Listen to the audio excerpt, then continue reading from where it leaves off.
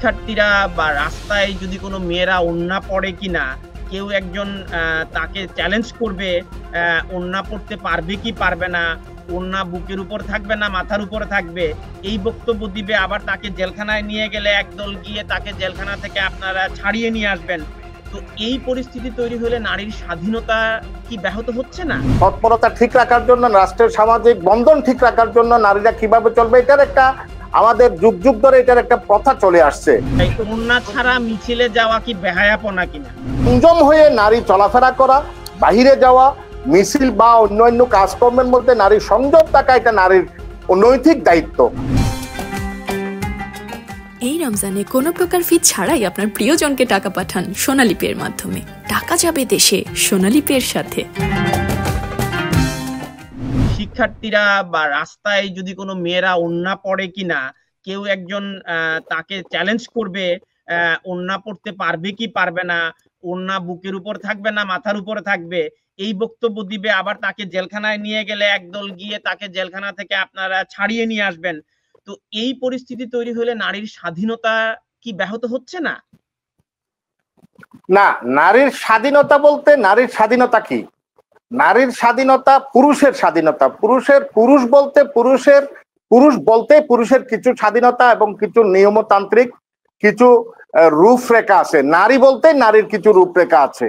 নারী আর পুরুষ, নারী কিভাবে চলবে, নারী কিভাবে চলাফেরা করবে, একটা প্রজাতন্ত্র এবং একটা মুসলিম প্রধান দেশে নারী কিভাবে চলবে এবং মুসলিম প্রথা অনুযায়ী কিভাবে চলবে, আবার রাষ্ট্রের অবকাঠামো, রাষ্ট্রের সামাজিক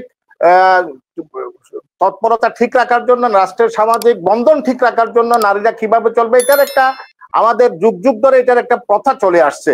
এখন যদি নাকি স্বাধীনতার নামে নারীরা যদি নাকি বেহায়াপনায় চলে যায়, নারীরা যদি রাষ্ট্রের আইন নিজের হাতে তুলে নিয়ে যাই ইচ্ছা তাই করে, নারীর স্বাধীনতার নামে যদি নাকি নারীরা যদি নাকি সীমা লঙ্ঘন করে চলতে চায়, তাহলে এই সময় রাষ্ট্রের পক্ষ থেকে এবং যারা কর্তা আছে তাদের পক্ষ থেকে বলবে। আচ্ছা, আমি এক লাইনে উত্তর চাই, ওড়না ছাড়া মিছিলে যাওয়া কি বেহায়াপনা কিনা? না, ওড়না ছাড়া যাওয়াটা নারীর, শুনেন, নারীর সম্পূর্ণ সম্ভ্রম এবং নারীর যেটা নারীত্ব আছে এটা রক্ষা করা নারীরই দায়িত্ব। এটা যদি নাকি নারী নিজের সম্মান, নিজের ইজ্জত যদি নিজে রক্ষা না করে, তাহলে বাইরের কেউ নারীর ইজ্জত রক্ষা করতে পারবে না। সেই জন্য সংযমের মাধ্যমে একদম সংযম হয়ে নারী চলাফেরা করা, বাহিরে যাওয়া, মিছিল বা অন্যান্য কাজকর্মের মধ্যে নারী সংযম থাকা, এটা নারীর নৈতিক দায়িত্ব। এটার কারণে সামাজিক বন্ধন প্রতিষ্ঠা হবে, সমাজের সুশৃঙ্খলতা ফিরে আসবে এবং সমাজের মধ্যে ভারসাম্য থাকবে। আর যদি নারীরা যদি নাকি সীমা লঙ্ঘন করে, নারীরা যদি নাকি তাদের আল্লাহর প্রদত্ত গড প্রদত্ত যদি নাকি যেই তাদের চলাফেরার ব্যাপারে বিধিনিষেধ আছে সেগুলো যদি নাকি নারীরা যদি নাকি অমান্য করে, তাহলে সেই সময় নারীদের নিরাপত্তার হুমকির সম্মুখীন হয়ে যায়। আজকে সারা